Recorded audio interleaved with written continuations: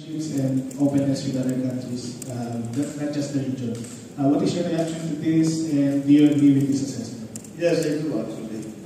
But you know, it's no pressure. We are held to a certain standard, but that's the same with every chairship that happens.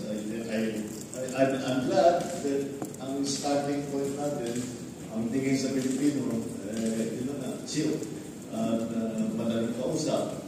That's a big help. But we try to find consensus. So yes, I agree. Totoo na, sa palagay ko naman, totoo din naman. Ganun ng Pinoy, mag-gaan ang ugali ng Pinoy talaga. And that is to our advantage. It is to our advantage. And we will present always the best possible side so that we are met with the most possible successes. That's something that we can put in our pocket and say, advantage natin ito.